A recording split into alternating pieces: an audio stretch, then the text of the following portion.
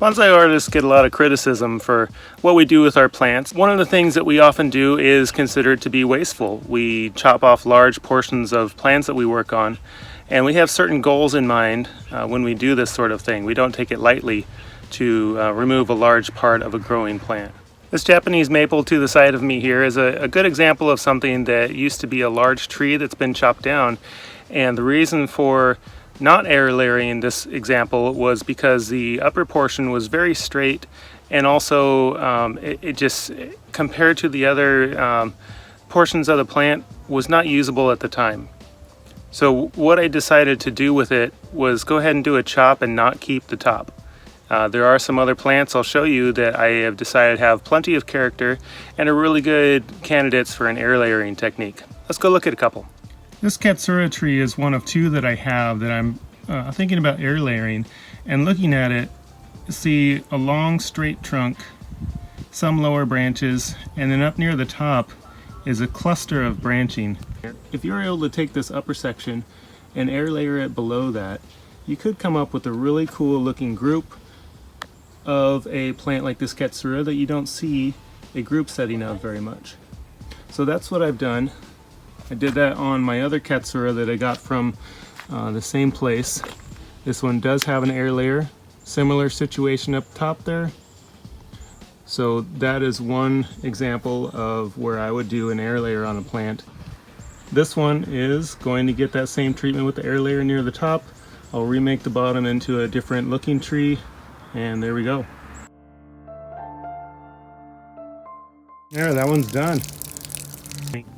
This is a Japanese maple that's really just I believe a seedling, Acer palmatum Japanese maple. These are very common. The base is what's not so common. This one has a base that's really chunky. Underneath the soil, the root flare starts to develop pretty quickly.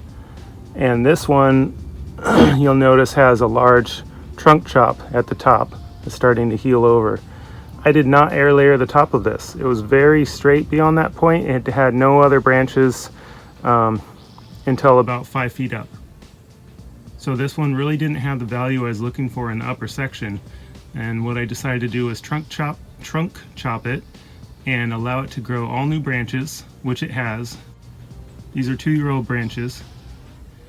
And as you can see, I have some other ones here that I've done the same thing with. All about at the same time. All roughly 7-foot tall trees, except for this one in the front here. All trunk chopped, all brand new branches on them, none of them air layered. This Japanese maple was a very large maple at one point.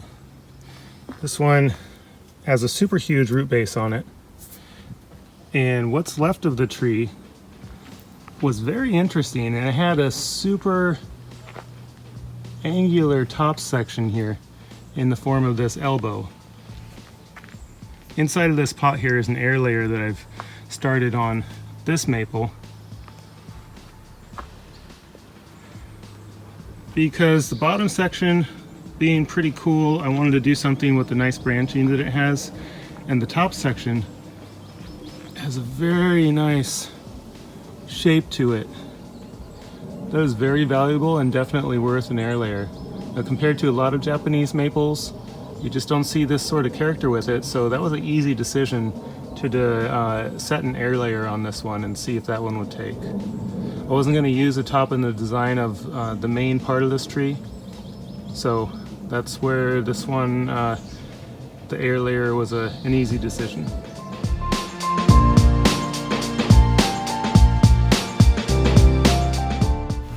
Here's a couple of other ones I'm going to be air layering also. And this one, the reason why I'm air layering this plant is because of this floppiness. These are Hokkaido elms. This one actually came home from a nursery recently on another video that I had done, nursery shopping trip, and it promptly broke. These things are entirely too floppy. So I was just cleaning it and the thing broke off.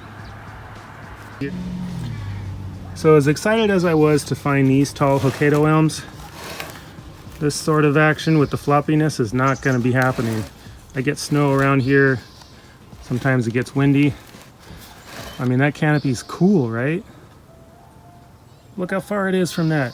This thing just flops all around. So what I'm gonna do is, this one's gonna be a shorter tree. What I'm gonna do is I'm gonna air layer this top section. It will be another twin trunk. So I'm gonna air layer right about here. Gives me a good point to drape the wire over to attach a pot.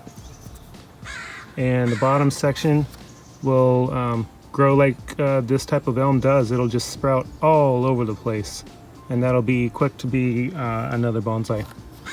This other one on this other side, probably gonna air layer this at some point also. Super long lanky stems, but this right here is what I want to keep. That low branching and super fullness that this Hokkaido elm gets. I think they also call it a cork bark elm. Get some really cool rugged bark on it. So definitely value in these. These ones are certainly worth air layering.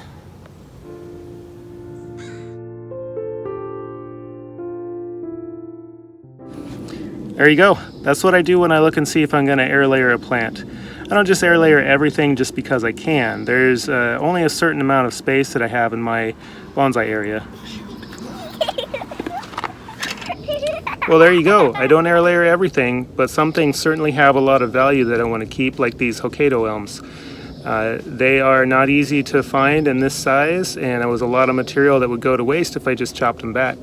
It's many years of growth that I want to save. You could say that about some of the other trees, like the Japanese maples that I chop. But the thing is, with Japanese maples in my area, they're just so easy to come by, and I really look for the ones that have a lot of unique characters in them. I have to manage how much room that I have in my bonsai area, and any of the upper sections tend to spread wider and take up a lot of the space that my shorter bonsai would need the light to come through. So I do choose what to air layer based on what has the most value for me. I know there's a lot of videos out there for air layering. Some people have a really good facility for air layering a lot of plants, and really that's my dream down the line too. I would love to air layer everything just to do it. It is fun. It's a, I guess you could say, free plant. You do a lot of labor to get it to work right, and a lot of anxiousness, hoping that when you separate the layer it's going to last. If you liked the video, that's great to hear. I hope you're enjoying the channel. Feel free to share it with your friends, and follow me on my Instagram. It's down there in the description, bonsai_echo. Hope you have a great day. Thank you for watching.